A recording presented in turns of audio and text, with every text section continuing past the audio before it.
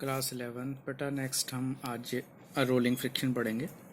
इससे पहले हमने जो फ्रिक्शन पढ़ा था that was static friction, sliding friction.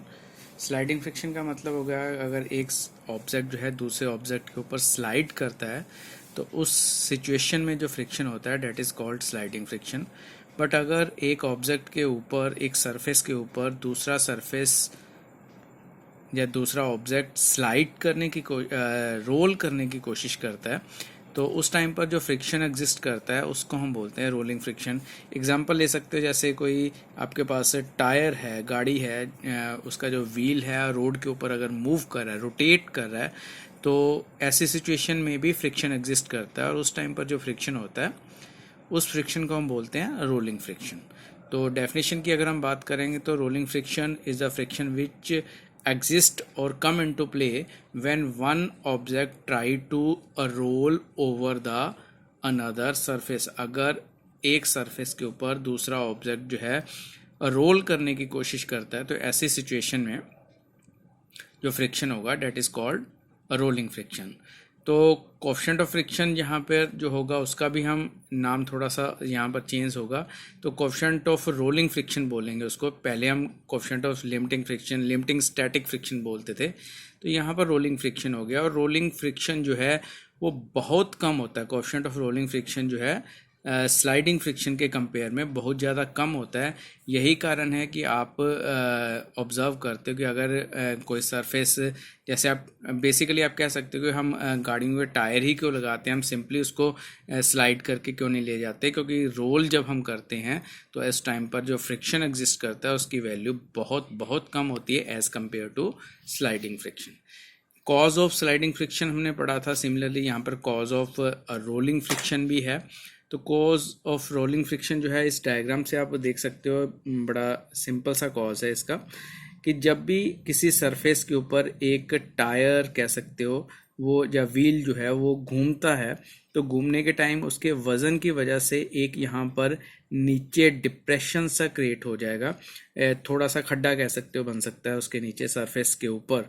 और उसके अलावा उसके अंदर जो डस्ट पार्टिकल या कुछ रोड के ऊपर अगर कह सकते हो उसकी वजह से एक छोटा सा हम्प यहाँ पर क्रिएट हो जाएगा। इस सरफेस से थोड़ा सा ऊंचाई पर होगा, यहाँ पर इतना ज़्यादा क्लियर नहीं कर रहे हैं, बट यहाँ पर एक छोटा सा इस तरह से हम्प बन जाएगा,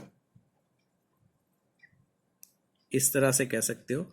तो ये किस वजह से हो सकता है, ये आप अगर सरफेस रास्ते में कोई जैसे आप कह सकते हो कि मटेरियल है जो कच्ची सड़क कहते हो, तो आगे आगे डस्ट का एक हम्प सा बनता जाता है। तो इस सिचुएशन में एक तो ऑलरेडी ये डिप्रेशन या खड्डा कह सकते हो बना हुआ है, इसको क्लाइम करना है और ऊपर से एक छोटा सा हम्प आगे बन जाता है अगर, तो उसको भी आगे क्लाइम करने के लिए आपको एक एक्स्ट्रा एनर्जी चाहिए होती है, और वही एक्स्ट्रा एनर्जी जो है that is the cause of rolling friction. तो रोलिंग फ्रिक्शन किस वजह से है, बिकॉज ऑफ द कि इस व्हील को इस खड्डे में से ऊपर चढ़ना पड़ता है और क्लाइम करना पड़ता है, जिस वजह से उसको एक्स्ट्रा एनर्जी चाहिए, और ये कंटिन्यूस होता रहता है। जब ये आगे चला जाएगा तो ये आगे वाले हिस्से को सप्रेस करेगा, जिसकी वजह से ये खड्डा जो है इस जगह की बजाय अब इस जगह पे बन जाएगा, फिर आगे बनता जाएगा। तो ये प्रोसेस जो है कंटिन्यू चलता रहेगा और साथ साथ में जो है व्हील उसको क्लाइम करने की कोशिश करता रहता है, तो जिस वजह से जो है एक एग्जिस्ट करेगा, अपोजिंग फोर्स एग्जिस्ट करेगी, that is called rolling friction, that is a cause of the rolling friction. अब साथ में इसके बाद एक छोटा सा टॉपिक और आ जाएगा, that is why we need to convert sliding friction into rolling friction. Sliding friction को रोलिंग फ्रिक्शन में कन्वर्ट करने की ज़रूरत हमें क्यों पड़ती है। आपने देखा होगा कि बाइक में या फिर साइकिल में या गाड़ियों के जो व्हील्स का जो एक्सेल होता है उसके साथ जो है बॉल बेरिंग पड़े होते हैं। बॉल बेरिंग इस चीज़ को बोलते हैं कि अंदर एक रिंग होता है, बाहर एक रिंग होता है, और दोनों के बीच का जो हिस्सा होता है, खाली जगह होती है, वहाँ पर छोटे छोटे बॉल्स डाल देते हैं। तो ये बॉल्स का काम क्या होता है, इस वजह इसको हम बॉल बेरिंग बोलते हैं, और इसका काम जो होता है वो स्लाइडिंग फ्रिक्शन को रोलिंग फ्रिक्शन में कन्वर्ट करेगा। अगर ये बॉल्स नहीं है तो इस सरफेस के ऊपर ये वाला सरफेस जो है वो स्लाइड करेगा। बट इस केस में अगर ये अंदर वाले एक्सेल के ऊपर बाहर वाला जो है सर्कल जो है वो घूमने की कोशिश करता है, तो बीच की ये बॉल्स जो हैं उसको उसके बीच में जो सरफेस के बीच में रोल करना शुरू कर देंगी। इस वजह से स्लाइडिंग फ्रिक्शन जो है वो रोलिंग फ्रिक्शन में कन्वर्ट हो जाता है।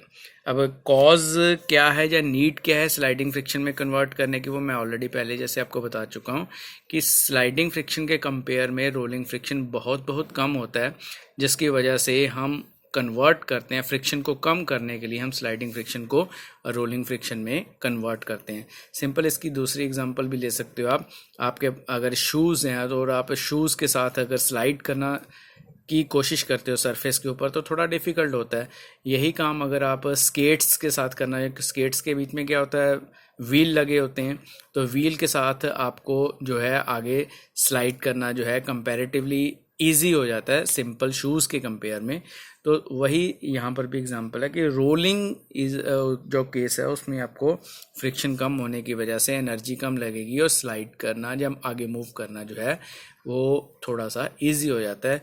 यही कारण है कि हम जो व्हील्स हैं उसके बीच में भी बॉल बेरिंग्स लगा देते हैं और स्लाइडिंग फ्रिक्शन को कन्वर्ट करते हैं रोलिंग फ्रिक्शन के बीच में, just to decrease the friction. जहाँ वेस्टेज जो एनर्जी वेस्ट होती है फ्रिक्शन की वजह से उसको रिड्यूस करने के लिए हम इस चीज़ को यूज़ करते हैं।